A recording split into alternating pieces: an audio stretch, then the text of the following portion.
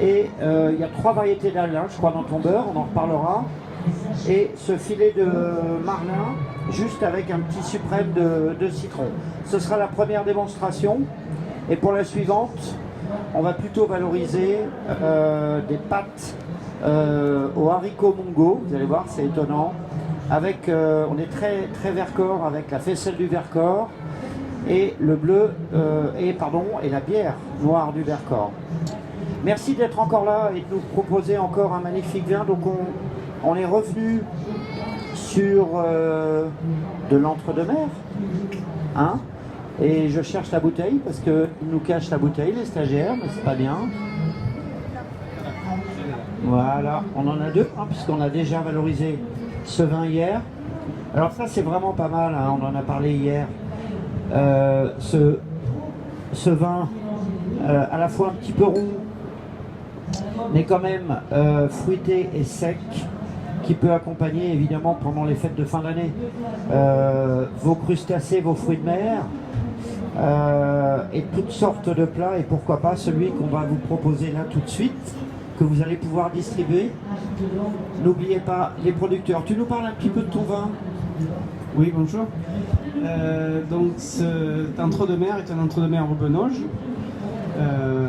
Donc nous sommes viticulteurs dans l'Aubenoge qui contient 9 communes depuis 5 générations, en bio depuis presque 50 ans et en biodynamie depuis 2003.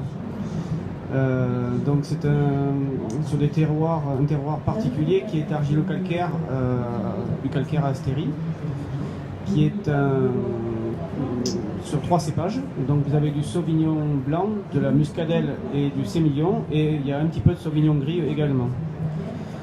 Donc ça c'est un vin qui est de 2012, mais qui est apte au vieillissement parce qu'il fait de la macération pelliculaire à froid pour extraire tous les bienfaits du raisin que l'on a donc en vin bio, qui sont contenus dans la pellicule, à savoir donc le resveratrol, qui est un antioxydant naturel assez puissant.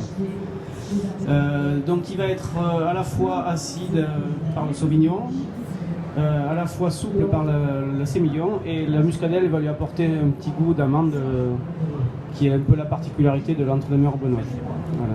Donc il va bien accompagner tout ce qui est poisson, crustacés, les huîtres, tout ce qui est citronné, etc.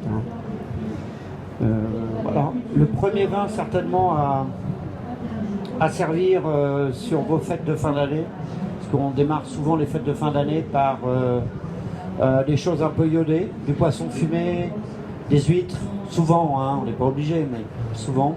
Et c'est vrai que le mariage risque d'être parfait avec cet entre-deux-mer, à la fois sec, à la fois un peu rond et fruité. C'est pas mal du tout. Nous, on l'a bien aimé, c'est pour ça qu'on t'a invité à revenir.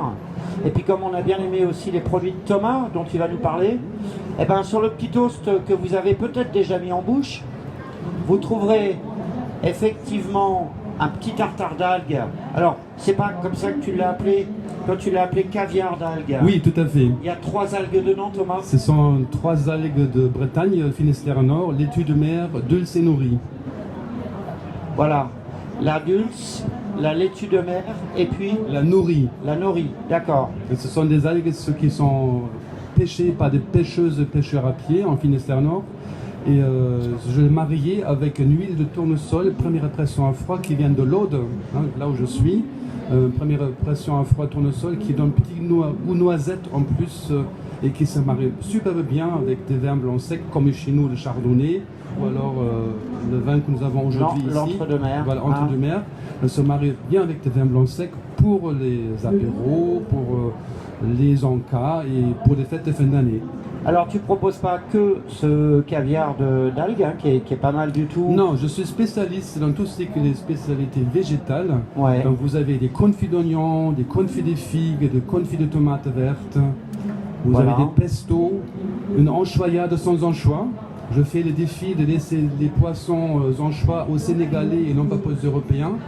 Donc je travaille avec des algues vertes du Finistère à la place des anchois, et ça m'arrête très bien aussi pour des toasts grillés et avec des poissons ou avec des huîtres françaises. Voilà. Donc si vous avez envie de voyager dans les spécialités végétales, allez-y voir Thomas le jardinier avec les chefs cuisiniers et avec les viticulteurs de chez nous. Voilà, il y a quand même beaucoup de produits hein, très originaux sur ton stand, Thomas. Et effectivement, aucun produit à base d'animaux. Entièrement vegan, ça veut dire que je travaille ni avec de miel, ni avec les œufs, ni avec de beurre. C'est un choix de vie, c'est une philosophie et c'est aussi pour protéger l'environnement, pour nous aujourd'hui, aussi pour l'avenir. Ça va beaucoup plus loin que la culture bio et même plus loin que la biodynamie. Merci beaucoup Thomas. De toute façon, on se reverra avant la fin du salon. Venez parce que on vous a mis des petits toasts de côté.